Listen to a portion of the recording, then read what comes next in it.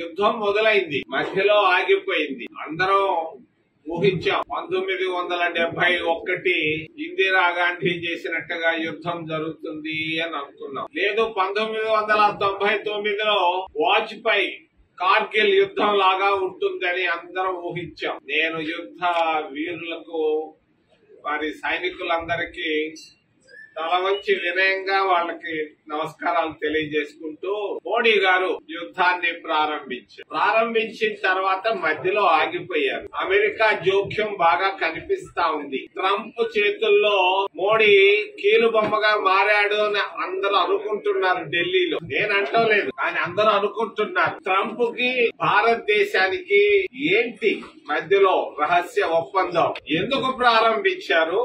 ఎందుకు మధ్యలో ఆగిపోయారు? ఎందుకు భారత ప్రభుత్వం పార్లమెంట్ ను కాన్ఫిడెన్స్ లోకి తీసుకోలేకపోతా ఉంది? ప్రారంభించే ముందు కనీసం పార్లమెంట్ ను పిలిచి ఉండొచ్చు, ఉభయ సభలను పిలిచి ఉండొచ్చు, అయిపోయిన తర్వాత పిలిచి ఉండొచ్చు.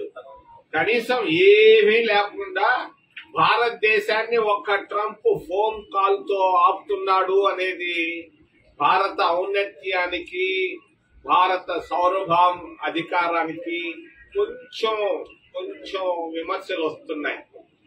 మరి ఏం జరిగింది?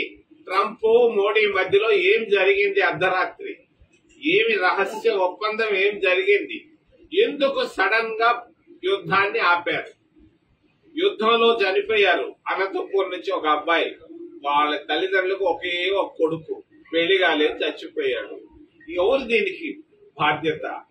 ఇటువంటి అనవసరమైనటువంటి విషయాల్లో అనాలోచిత నిర్ణయాలు, తొందరపడి తీసుకునేటువంటి నిర్ణయాలు, కనీసం మరి ప్రతిపక్ష పార్టీలను కూడా పిలిచి ఒక నిర్ణయం తీసుకోలేకపోవడం అనేది చాలా అసహజం, అసంభవం.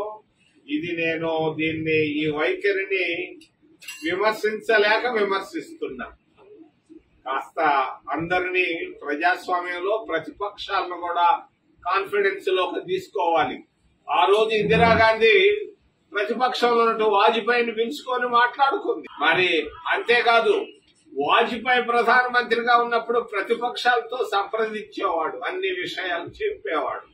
ఏమి జరగకుండా వన్ సైడెడ్ గా వెళ్తా ఉన్నటువంటి భారతీయ జనతా పార్టీని, ఆ కూటమి ప్రభుత్వాన్ని కొంచెం ఆత్మావలోకం చేసుకోవాలని నేను తెలియజేస్తూ, భవిష్యత్తులో ఇటువంటి మళ్ళా జరగకుండా జాగ్రత్తగా అన్ని ఆలోచించి మరి నిర్ణయాలు తీసుకోవాలని కేంద్ర ప్రభుత్వానికి, భారతీయ జనతా పార్టీ కూటమి పార్టీలకు తెలియజేస్తూ